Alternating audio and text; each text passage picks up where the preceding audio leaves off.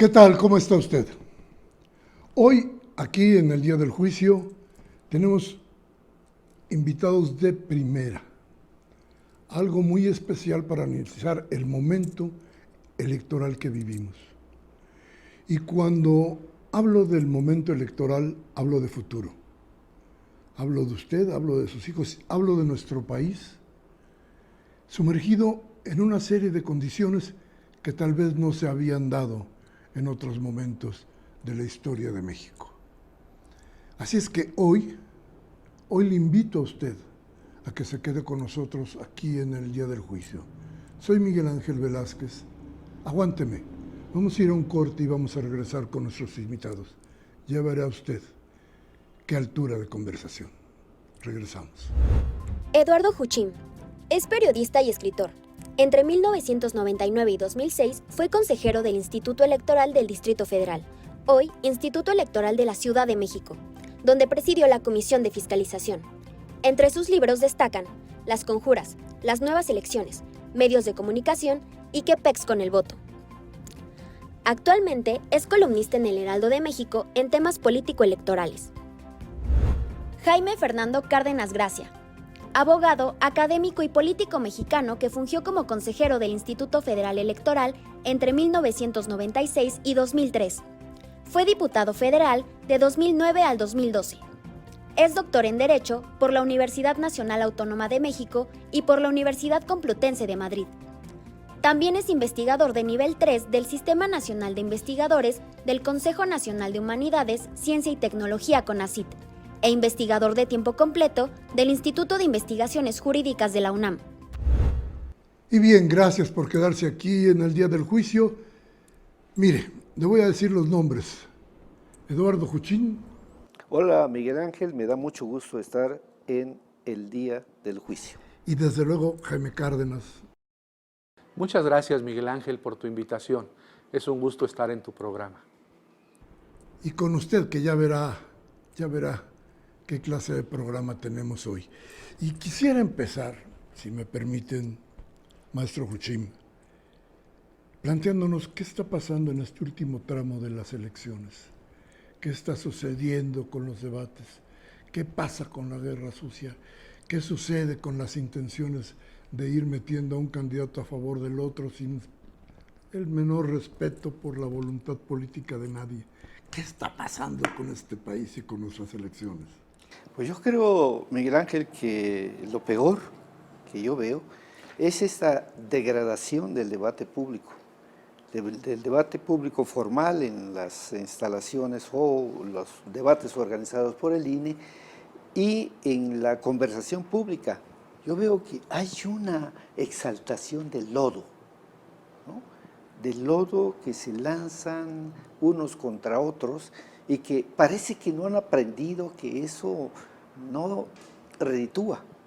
Y quizá la muestra más clara la acabamos de tener en el segundo debate presidencial, cuando Xóchitl Gálvez le dice muy gratuitamente, le lanza una calumnia a Claudia Sheinbaum, cuando dice narcocandidata, ¿no? Y Sheinbaum le llama corrupta.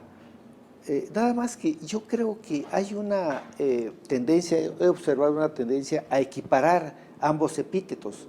Y yo digo, no, hay una diferencia notable. Cuando Claudia habla de corrupción, menciona de qué se trata, dice con pelos y señales lo de los contratos que obtuvo Xóchitl Gálvez como funcionaria pública. Xóchitl admite esos contratos y dice que los ganó en licitaciones y que no hay problema, que ha pagado sus impuestos, etcétera. Es decir, aquella connotación tiene argumentos y documentos que prueban lo que está diciendo. Pero cuando Xóchitl Gálvez habla de narcocandidata, bueno, ¿con base en qué? Es una adjetivación gratuita y calumniosa. Que una de las cosas que están sancionadas en esta gran libertad que tienen los candidatos es justamente la calumnia. Eso sí está sancionado, ¿no? Y bueno, y esto es una muestra de lo que se dio en el debate formal. Pero lo que vemos en redes sociales, en declaraciones reiteradas públicas, pues es una guerra de lodo muy lamentable. Yo creo que en el último, el segundo debate presidencial, yo creo que Claudia estuvo más expositiva, narrando sus proyectos, desglosando sus proyectos, pero finalmente cayó en una actitud de reciprocidad, de mala reciprocidad diría yo, ¿no? Pero bueno, esta es la situación que tenemos, es una degradación de la conversación pública, del debate público, cuando debería ser otra cosa. Y parece que nadie se ha dado cuenta que el electorado ya no es aquel al que le deslumbraba este tipo de confrontaciones y que pide algo más que eso.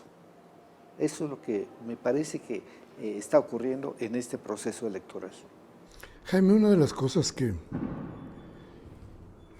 se observan y que duelen es qué pasa con lo político, qué pasa con nuestro sistema político, qué pasa con el quehacer político, montajes, mentiras, invenciones, fake news les dicen ahora.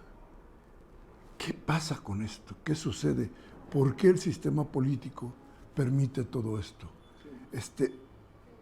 ¿Se trata de libertad? ¿Esto es la política?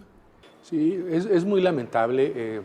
Hay una degradación muy grande, ¿no?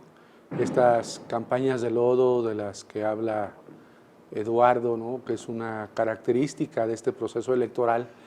Y yo creo que la clase política, los dirigentes, los candidatos, no han encontrado que lo redituable electoralmente, lo redituable políticamente, pues consiste en exponer propuestas, ¿no? Sí, claro, también aquí yo voy a hacer ese matiz. En el caso de la candidata Sheinbaum, pues hay un proyecto, hay un documento de nación, ¿no? Proyecto de nación que desde mi punto de vista debiera divulgarse más, difundirse más, debatirse sobre él, ¿no? La plataforma, lo que proponen, pero hay un proyecto acabado. En el caso de la candidata Xóchitl Gálvez, pues lo que tenemos es la denostación, la calumnia, la campaña de lodo, la ocurrencia, el chiste. No hay una propuesta de fondo y yo creo que esa estrategia es equivocada. A mí me parece que Xóchitl Gálvez está tan atrás de las encuestas, de Claudia Sheinbaum, precisamente por eso, porque carece de un proyecto de nación que pueda defender con éxito. En el caso de Claudia Sheinbaum, pues hay un proyecto, una continuidad de un proyecto, ¿no? Con algunas adiciones, con algunos matices, pero hay un proyecto. Ella dice, pues vamos a seguir con el segundo piso de la transformación, es decir, hay un proyecto ahí que pues le queda claro a los ciudadanos.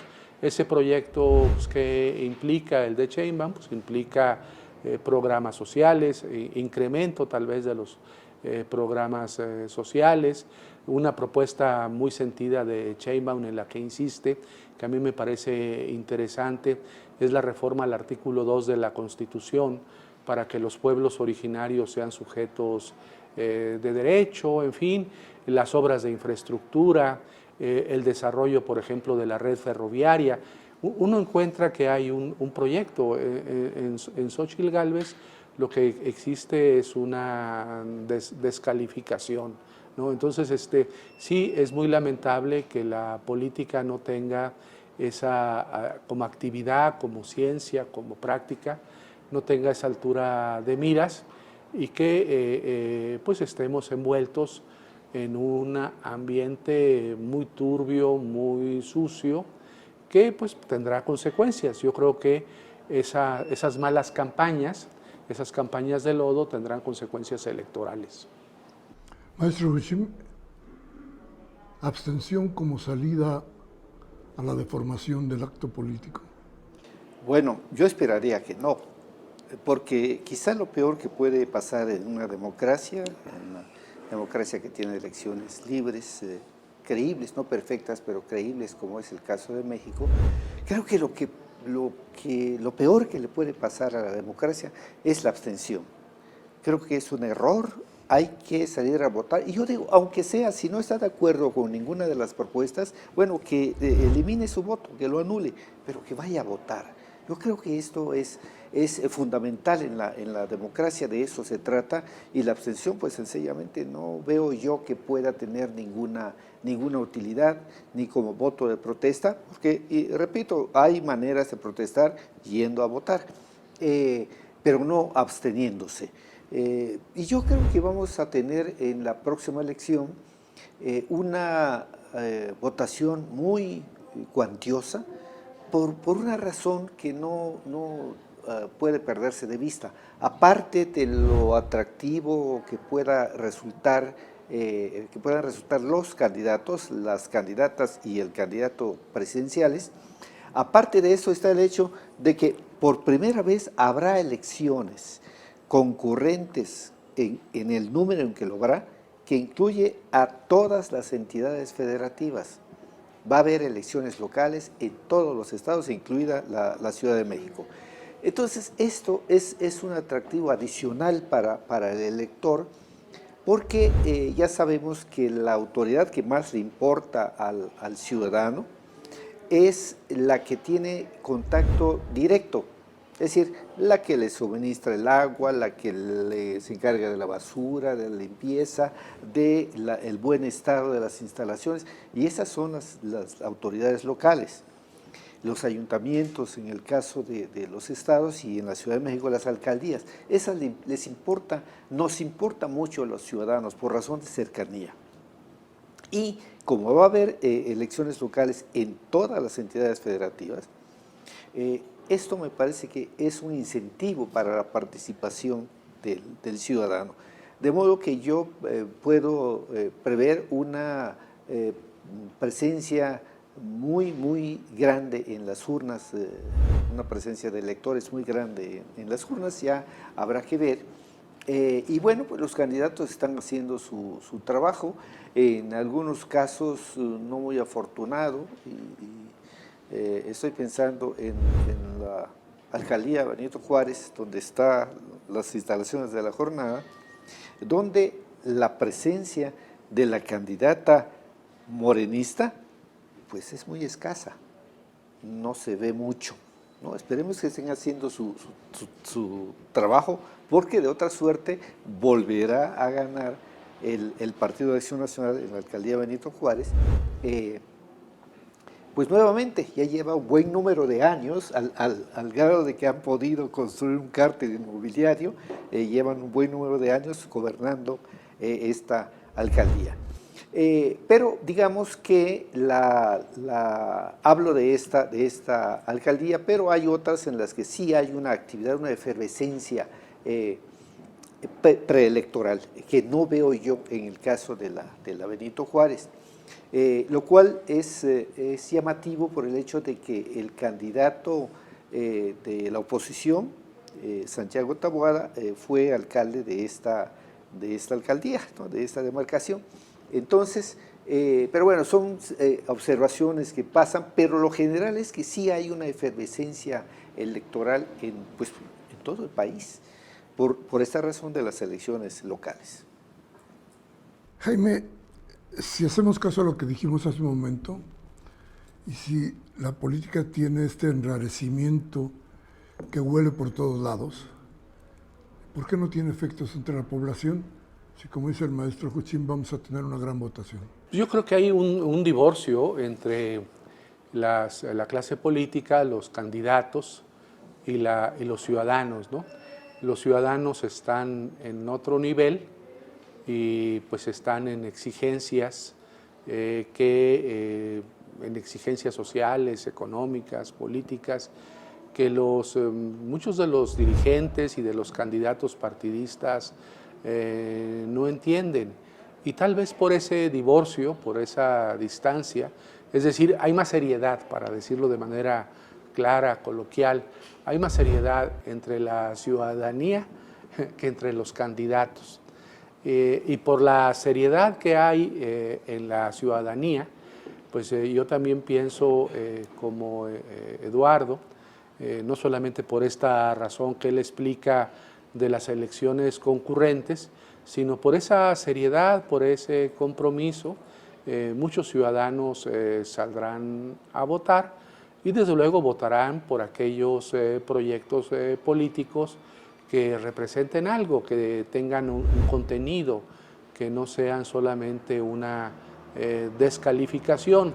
Entonces, creo que esta elección de 2024 lo que va a demostrar que la manera de hacer política, la manera de hacer política chabacana, frívola, superficial, no va a resultar, no resulta, ¿no? A futuro entenderán los candidatos y los políticos que tienen que tener actitudes mucho más pues serias, más profesionales, más propositivas para tener éxito. Desde luego, no se trata de que los candidatos sean aburridos, que no sean carismáticos. No, se puede ser carismático y se puede ser, o carismática y se puede ser propositivo. Yo lo que veo es que esta actitud de algunos candidatos superficial y chabacana, pues les será castigada en las urnas, no traerá buenos réditos electorales, ese es mi pronóstico, ¿no? Hemos terminado el primer bloque de nuestro programa. Usted ha visto que es el primer análisis de lo que está pasando en el momento electoral en nuestro país. Vamos a continuar. Esto no ha terminado porque todavía no tenemos elecciones y porque falta un mes, y así de pequeño como se ve, tiene mucho que ofrecernos para el día del juicio. Aguántenos, regresamos en un momento. Bien, gracias por permanecer con nosotros aquí en el día del juicio, hoy con Eduardo Juchimi y Jaime Cárdenas, dos analistas realmente de otro nivel. Gente que está comprometida con el país, con ideas que desde siempre han sido las mismas, con ideas que nos han ido inculcando durante mucho tiempo. Y yo quiero preguntarles, ¿y va a existir en esta elección el voto ideológico, maestro Juchimi? Sí, yo creo que sí, y de ahí va a provenir el grueso de la votación de la oposición, diría yo. Según todas las encuestas, no va a alcanzar ese voto para siquiera acercarse a la candidata puntera. Todas las encuestas excepto una, ¿no? Massive Caller, que es de un pariente, es un panista. Un panista. Sí, y que es Muy inconfiable por muchas razones, porque además hay testimonios de que esta encuestadora pues vende las encuestas, ¿no? Entonces, bueno, salvo esas, yo diría todas las demás le dan la ventaja a la candidata Claudia Sheinbaum. Pero yo también suelo decir, y estoy convencido de ello, de que la única encuesta válida es la del 2 de junio, ¿no?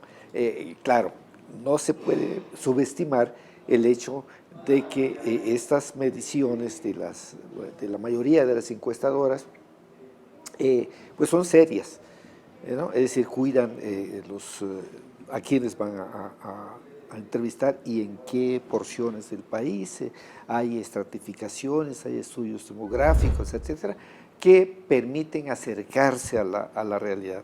Esta realidad pues ya sabemos cuál es, pero el voto ideológico yo creo que va a estar presente, que es lo que antes llamamos voto duro, ¿no?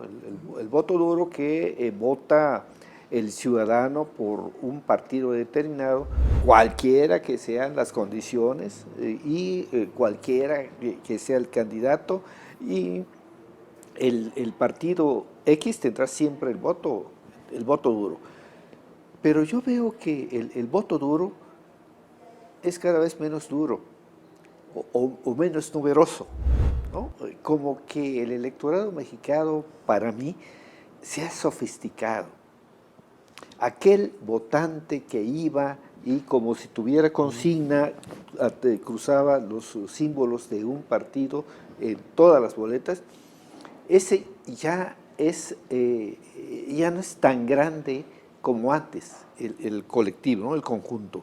Ahora tenemos a ciudadanos que van y votan por un candidato o candidata para la presidencia de la República o por otro de otro partido en las votaciones a senador y a diputados, y así diversifica su voto.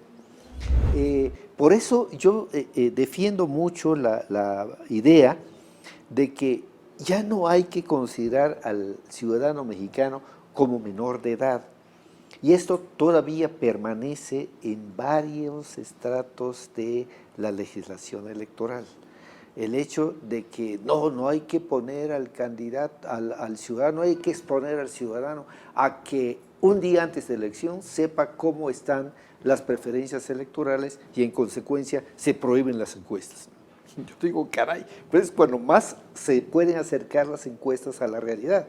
Entonces, ¿por qué es que va a influir en su voto y el ciudadano necesita entrar en el nirvana a reflexionar? Sí. Es una tontería, ¿no? El ciudadano mexicano, en una buena porción, ya no es el ciudadano incauto de antes, ¿no?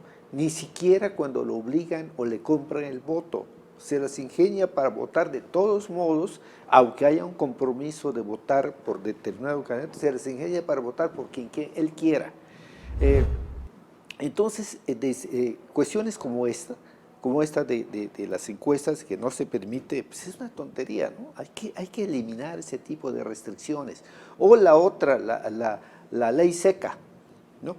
Por favor, a esas alturas del partido, si alguien quiere beber, se las va a ingeniar para beber, ¿no? Entonces, ¿qué se gana con que un día antes o 48 horas según la ciudad de que se trate, pues no puede comprar alcohol porque no vaya a ser que se embriague y al día de la elección, ¿no? Ese tipo de cosas que pudieron tener su explicación en épocas pasadas, hace 50 años, actualmente es de risa, ¿no? Pero ahí está en la legislación. Entonces, en ese contexto, ese voto duro creo yo que es cada vez menos numeroso. Todavía existe, de eso se va a alimentar la oposición, que por cierto, Miguel Ángel, pues yo veo que hay una oposición lamentable. De verdad, ¿no? Jaime, no sé si lo veas así, pero un gobierno fuerte como el que tiene este país, un presidente con esos niveles de aprobación, pues necesitaría una oposición inteligente, una oposición propositiva, una oposición que haga política y no se limite a descalificar todo lo que venga del gobierno. Hay una cosa que creo que está sucediendo con esta elección, seguramente con las pasadas también, pero esta en particular. ¿No se está pensando más, doctor Cárdenas, no se está pensando más en la persona que en la idea? Sí, yo creo que cuando escogieron, por ejemplo, a Xóchitl como candidata de la oposición, pues pensaron en la persona, pero sin un proyecto, sin una idea. Entonces, y eso es parte del error, ¿no? Como chicle, a ver si pegaba. A ver si pegaba. Y luego lo segundo, que por cierto, ella pega el chicle. Es eso que dice tanto el presidente en las mañaneras, de la postura de los asesores, ¿no? Como Jorge Castañeda, que pues son los que han promovido pues la campaña de lodo, ¿no? Ensuciemos, hagamos una campaña de lodo, de descalificación, una guerra sucia. Y nada de eso funciona en este momento. ¿Qué quisiera ver la ciudadanía de un candidato, de una candidata de la oposición? Pues propuestas, inteligencia, formas distintas de hacer campaña, en fin, y lo que encuentra el ciudadano pues es lodo, redes sociales que descalifican, medios de comunicación vinculados con la candidata opositora, insistiendo en la campaña de lodo. En fin, yo creo que se han equivocado totalmente con su estrategia y esos errores en la estrategia pues se demuestran con los resultados en las encuestas, ¿no? Faltó faltó por parte de la oposición planear bien su campaña y no la planearon bien, ¿no? Pensaron que con una persona más o menos carismática que contara chistes, con eso lo iban a lograr y pues, era su error. Un país como el nuestro, tan complejo, no puede tener ese tipo de candidatos o de candidatas. Y esto porque se carece de un proyecto, de una idea de nación, de una forma de ofertar a la población alguna salida, que no sea lo que ya vimos con el PAN y el PRI durante muchos años. Sí, es que el actual gobierno ofertó una propuesta basada en derechos sociales, en programas sociales, en obras de infraestructura, en austeridad republicana, en fin, en donde hayan tenido más o menos éxito. Pero bueno, hay una propuesta. Del lado opositor, pues, ¿qué van a ofrecer, no? Van a ofrecer el modelo neoliberal, ¿no?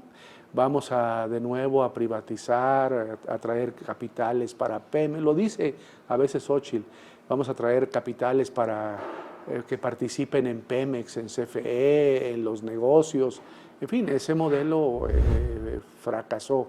Entonces no han descubierto un modelo distinto al modelo neoliberal tradicional y no pueden comunicarlo porque no lo tienen, ¿no?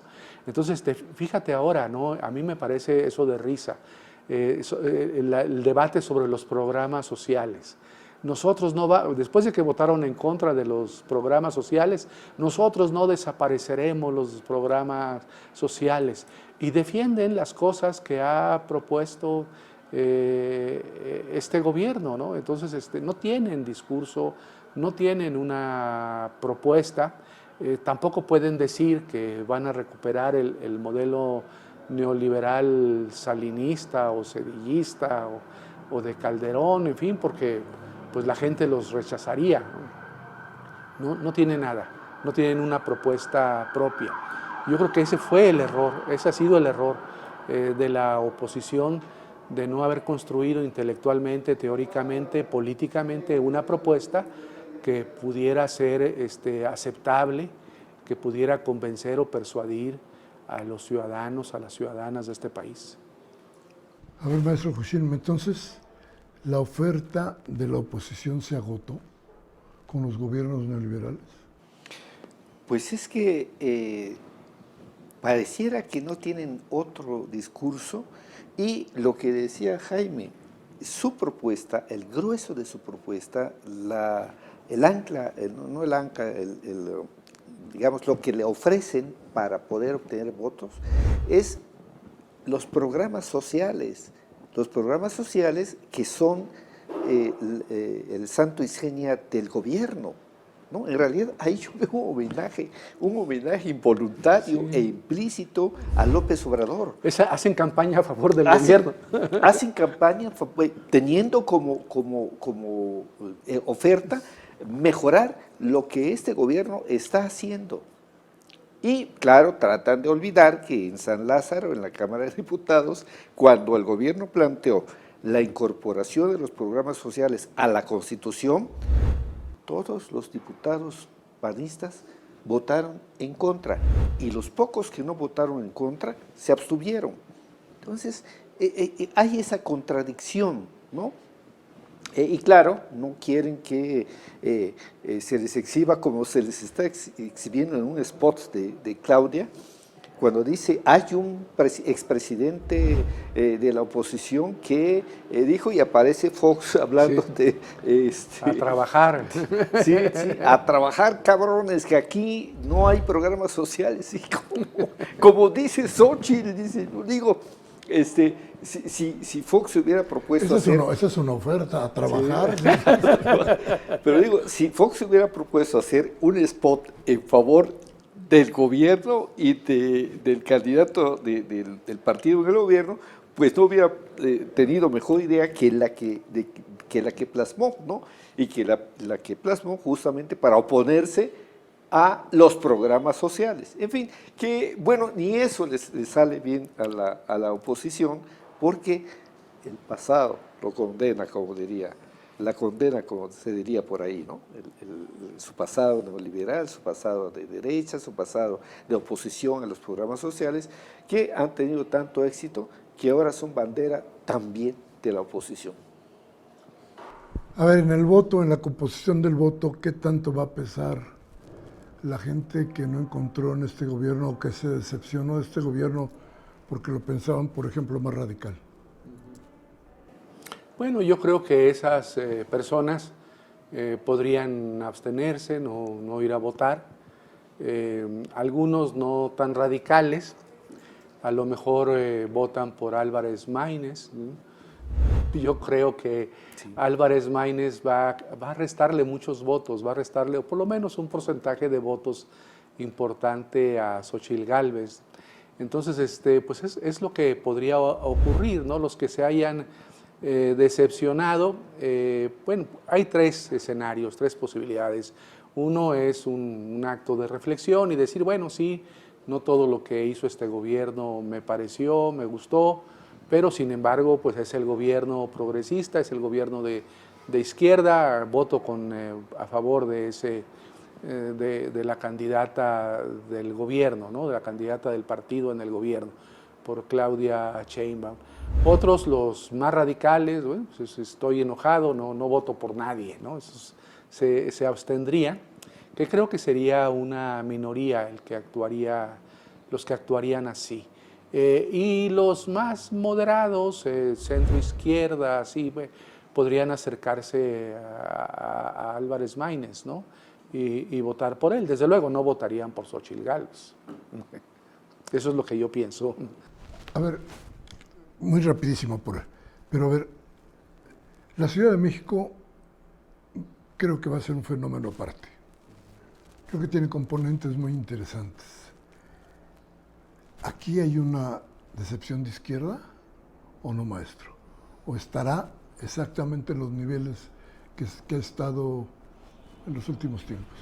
Yo creo que hay un sector que ha votado tradicionalmente por la izquierda y que ahora hay cierta duda de si se mantendrá con la candidata de izquierda, que además una de las características que se da en la Ciudad de México es el hecho que quien ganó la encuesta no es la candidata actual, y no porque haya habido ningún tejemaneje, sino sencillamente por razones de equidad de género, que podemos discutir si es correcto o no, pero que en la práctica representó desplazar a un candidato que ese sí, Omar García Harfuch, habría barrido por popularidad, independientemente de si nos gusta o no el candidato. Pero Clara Brugada, creo yo que lo más probable es que tenga una votación menor que la que habría tenido quien ganó originalmente la encuesta, pero que por lo que se ve hasta ahora puede ser suficiente para ganar la elección. Sí veo que puede ser una elección que va a tener entre el primero y el segundo lugar una distancia menor que la que probablemente haya en la elección de presidente de la República. Por estas circunstancias que digo. Y yo pienso como Jaime que estos decepcionados de la izquierda, yo veo difícil que vayan a votar por Xóchitl Gálvez o por los candidatos de derecha. Yo pienso más bien que ahí tiene su oportunidad Álvarez Maínez para elevar su votación. Porque si les hacemos caso a las encuestas, lo cierto es que Xóchitl Gálvez tiene su posibilidad de avanzar de forma importante en los indecisos, que por cierto hay encuestadores que dicen que no hay indecisos, que no es cierto, ¿no? Pero bueno, sí hay por lo menos quienes no dicen por quién van a votar. Y ahí Xóchitl Gálvez puede tener su posibilidad de crecimiento. nada más que es una posibilidad de crecimiento que tiene que disputarle a esos supuestos indecisos a Álvarez Maínez, que está avanzando lentamente, pero ahí está. Y si vemos encuestas nacionales o locales, como en el caso de Nuevo León, vemos a un Álvarez Maínez que está creciendo. Por ejemplo, en una encuesta que creo que es la de Encol para El País y W Radio, cuando se le pregunta la buena opinión que tienen sobre los tres candidatos, Álvarez Maínez aparece con 36 puntos, igual que Xóchitl Gálvez, empatado con Xóchitl Gálvez, en buena opinión.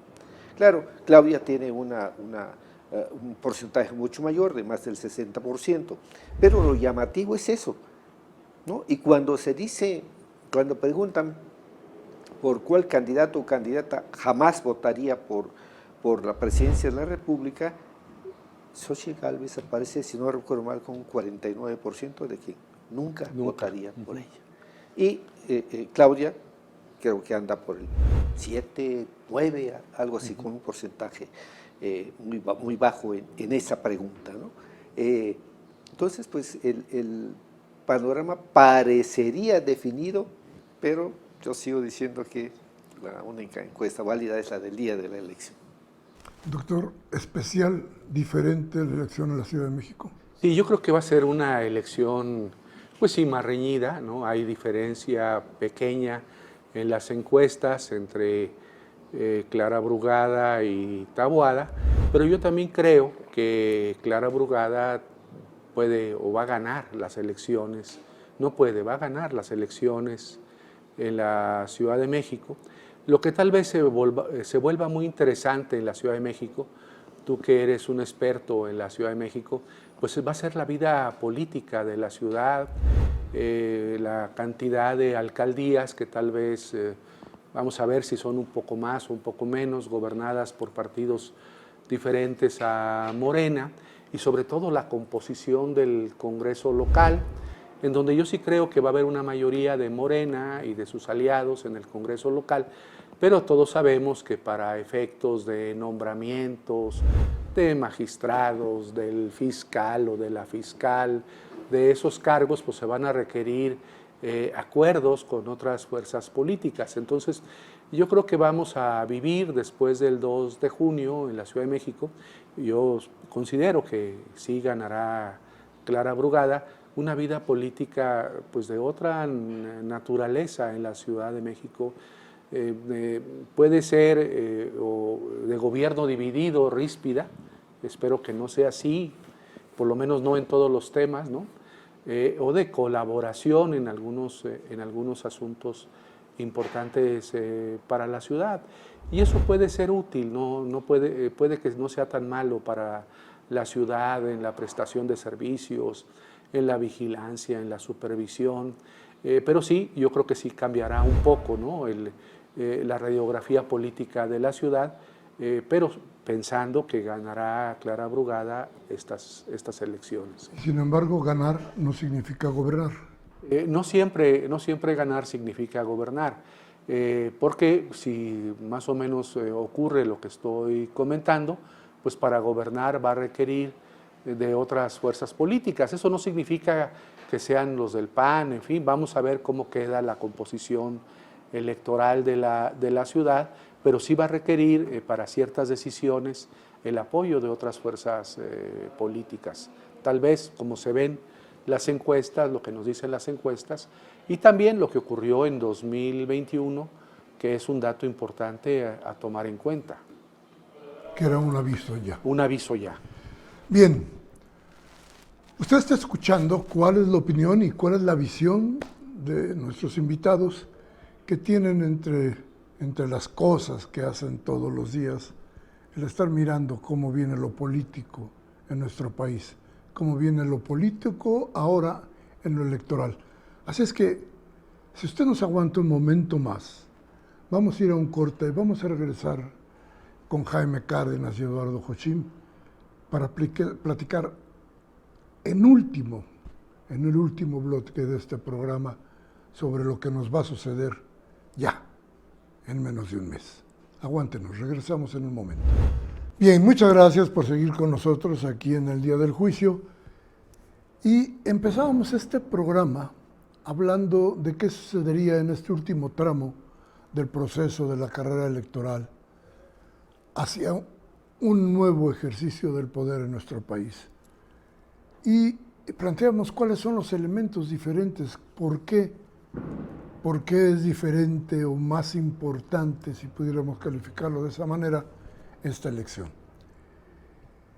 Recuerdo muy bien que no hace mucho tiempo la expresidenta de Argentina, Cristina Kirchner, nos dio una palabra que ha resultado muy hiriente para muchos países de Latinoamérica, lawfare.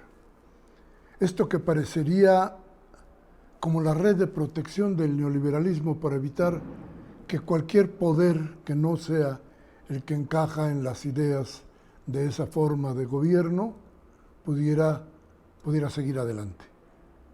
En todo el mundo, pero principalmente en Latinoamérica, nos hemos dado cuenta que el Poder Judicial ha ido en contra regularmente de cualquier tipo de propuesta popular que pudiera convertirse en una ley, o para decirlo de otra manera, en una forma de convivencia más igual, en una forma de convivencia mejor para todos nosotros. Y yo quisiera preguntarles, maestro Juchín, ¿hasta dónde pueden intervenir o hasta dónde intervienen los poderes, por ejemplo el Poder Judicial, en este tramo, en este último tramo de la elección?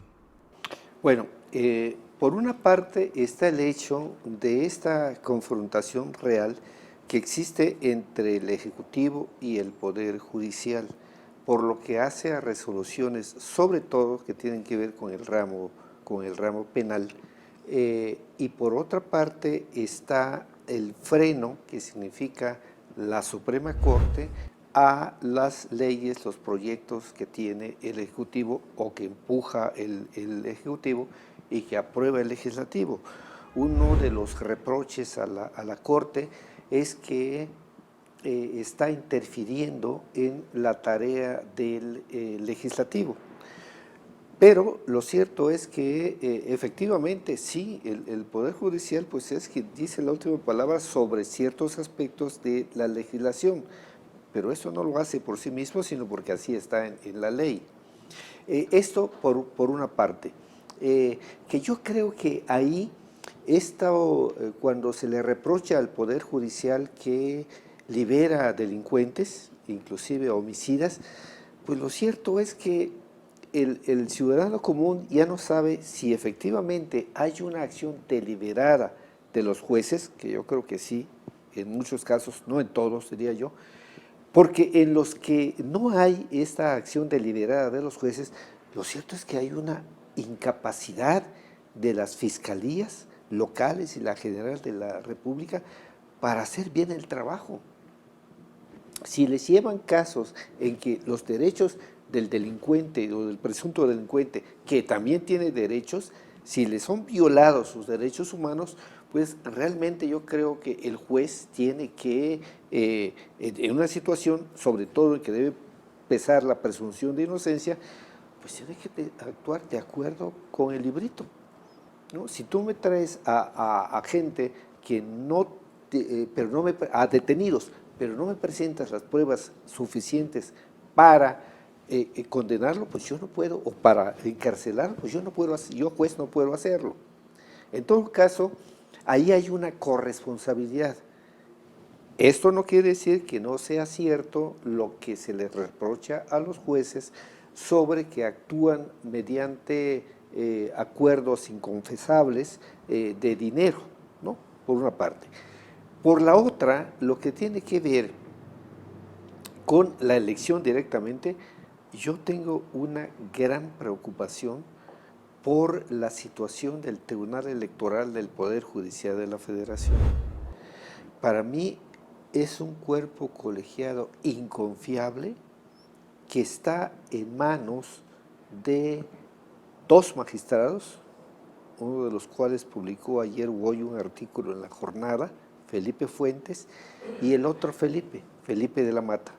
Estos dos magistrados, en una situación en la que la Sala Superior está incompleta, porque el Senado faltó a su deber de nombrar a los magistrados faltantes, que son dos, me parece que da lugar a una situación muy riesgosa.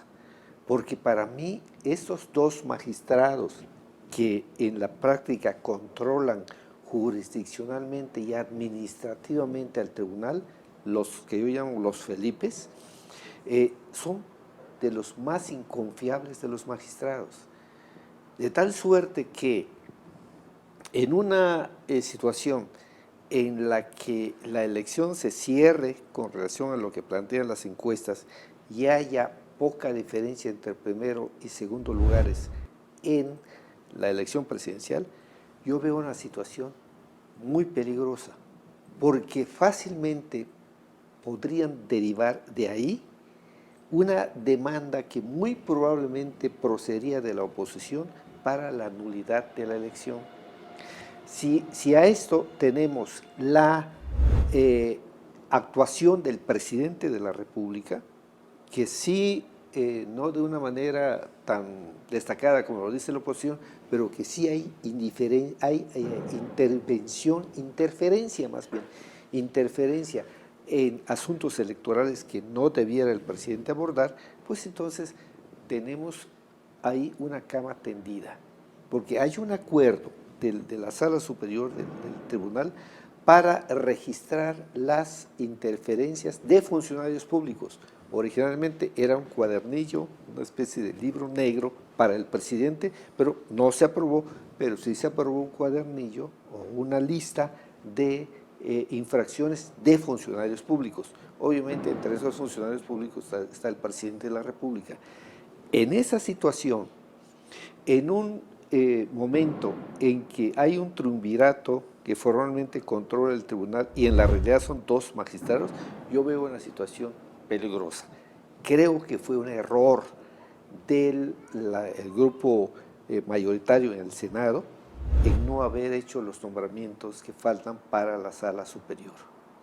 Ciertamente es más fácil controlar a 5 que a 7, pero para mí 7 garantizan una mayor imparcialidad que 5, y sobre todo cuando en la Sala Superior existen dos bloques, uno de 3 y otro de 2.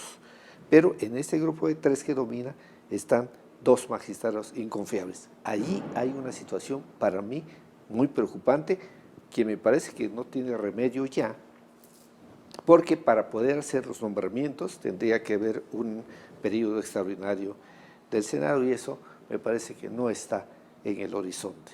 Entonces ahí tenemos para mí una fuente de preocupación por lo que hace al Poder Judicial concretamente en torno a la elección, al proceso electoral, porque recordemos que la Sala Superior del Tribunal Electoral es la máxima autoridad en materia electoral. Una vez que emita lo que tenga que decir, ya no hay mayor posibilidad de combatir esa decisión. ¿Juegan los poderes en la elección? Sí, ¿Jugará el Poder Judicial en esta elección? Sí, desde luego, el Poder Judicial ha jugado durante todo este sexenio. Pongamos no solamente los asuntos penales, sino dos asuntos. Uno relacionado con lo que antes nunca hacía la Corte y que ahora hace. La Corte durante este sexenio de 2018 para acá ha invalidado leyes por violación al procedimiento parlamentario. Eso difícilmente ocurría antes del 2018 y cuando ocurría antes del 2018 era respecto a congresos estatales, nunca respecto al Congreso Federal. Otro caso pues es esto que hemos visto durante este sexenio, donde un juez, ¿no?, el famoso juez Gómez Fierro, ¿no?, el que conoció de los amparos en contra de la ley de la industria eléctrica, comenzó también esto en la historia del juicio de amparo desde el siglo XIX, a dictar suspensiones con efectos generales, ¿no?, para suspender la ley. Esto nunca había ocurrido en la historia del juicio de amparo mexicano, ¿no? Hasta después del 2018 con el juez Gómez Fierro, y respecto a asuntos pues de naturaleza económica fundamentales para la soberanía energética de nuestro país.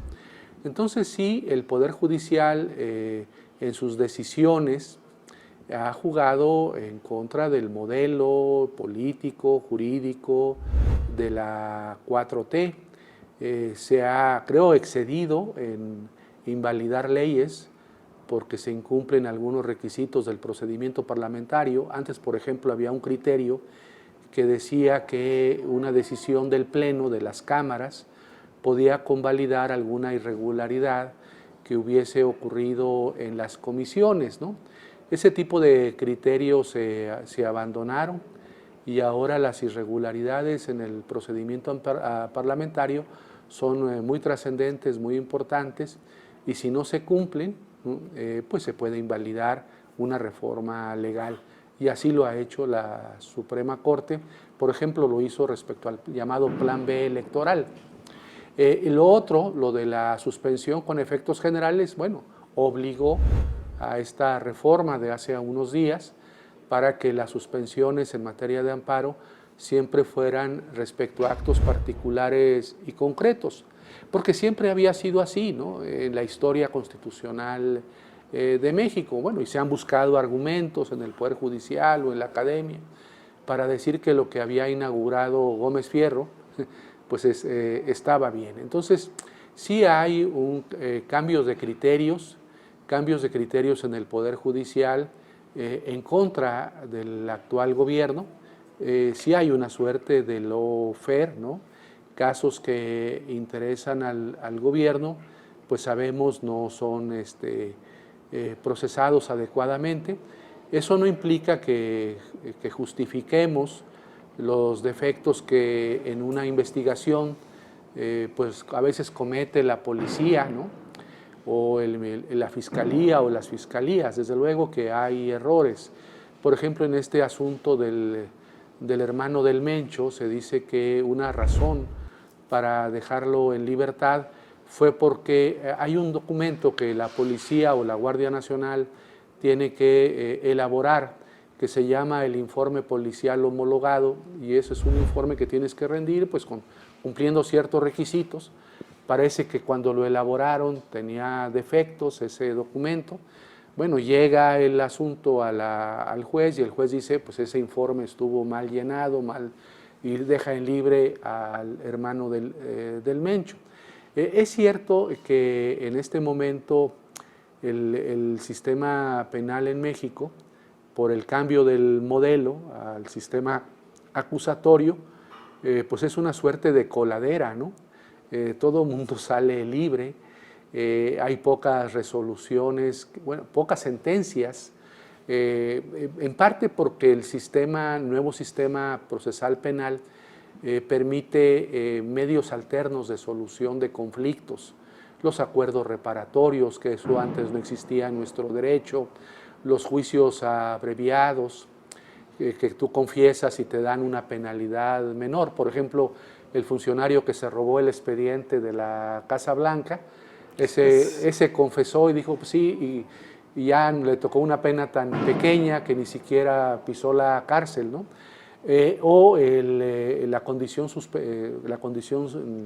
La suspensión condicional del proceso. Es decir, hay vías, hay medios que en la legislación penal, procesal penal anterior al nuevo sistema no existían, y ahora se favorece la libertad.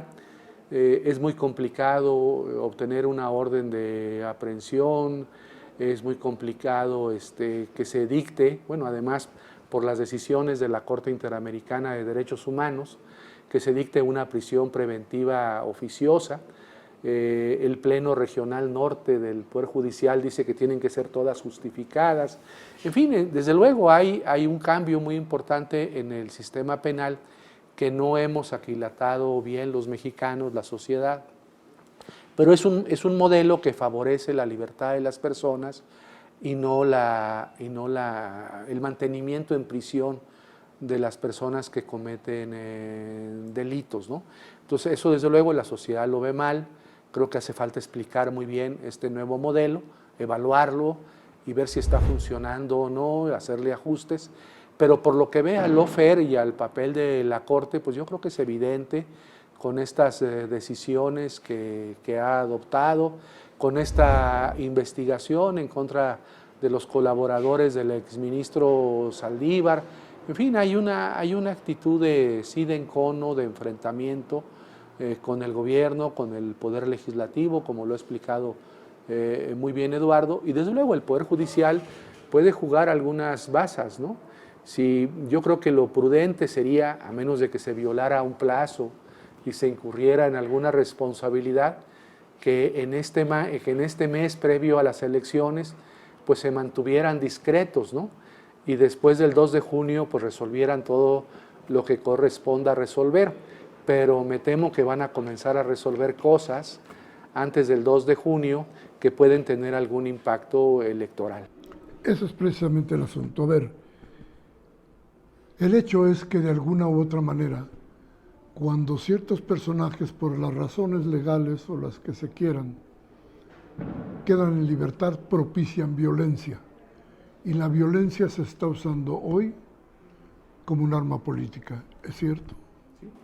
Es cierto, ¿no? Es parte del discurso de la oposición, de Xóchitl Gálvez, ¿no? Hay mucha violencia en el país, desde luego que hay regiones con violencia y esa violencia impide o va a impedir que en regiones del país se realicen las elecciones, etcétera. Entonces, la violencia puede inhibir, ¿no? Que las personas, imagínate 2, 3 días antes de las elecciones, ¿no? Que se detenga a algún criminal de alto impacto, ¿no? Y que el Poder Judicial lo libere, las reacciones sociales que pueden existir, ¿no? Y el impacto que eso puede tener en el día de la votación, inhibiendo que las personas voten, ¿no? Como corresponde. Entonces, todos estos hechos sí pueden tener algún impacto en el proceso electoral. Entonces, el Poder Judicial debiera tener una actitud más prudente, ¿no? en estas semanas y no jugar como un actor político, como ha jugado en los últimos meses. ¿Sí? Sí. ¿Es así?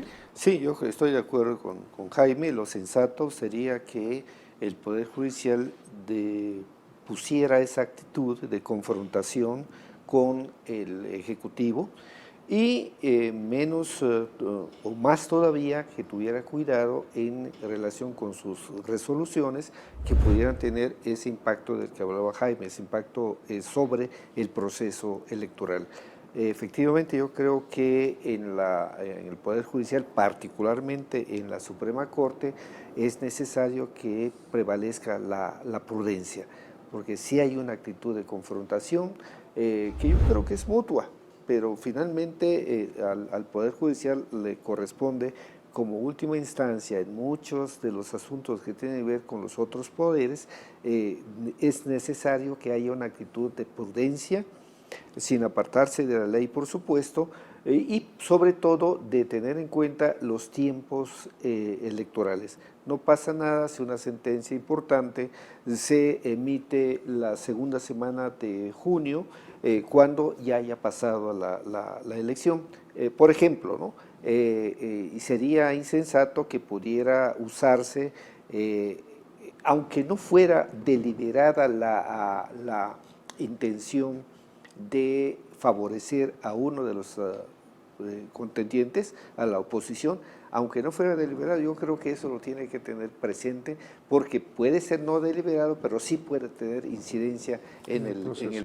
Sí, todo lo que sucede. Aunque también es cierto que con todo lo que se ha dicho del gobierno y de la candidata, pues parece que no hay manera de que pudiera afectarse las simpatías que en este momento existen hacia un lado o al otro. Porque, ¿qué falta para que le digan al presidente o a la candidata de Morena? Pues ya le dijeron narcos a ambos, ¿no? Y sin embargo, las preferencias no se han movido.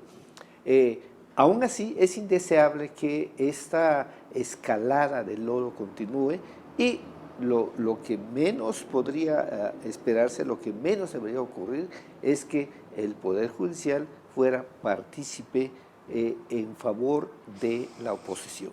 Igual que si fuera a favor del gobierno, me parece que le corresponde una actitud de prudencia permanente, por lo menos hasta después de la elección. Bien,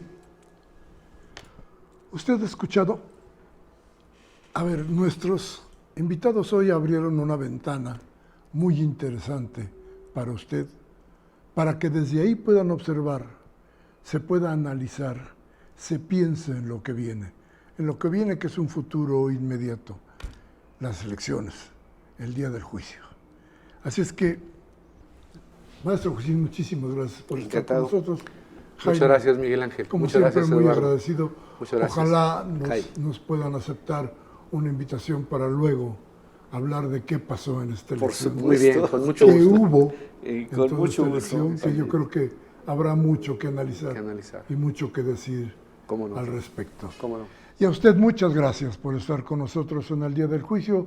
Soy Miguel Ángel Velázquez y lo espero en la próxima edición.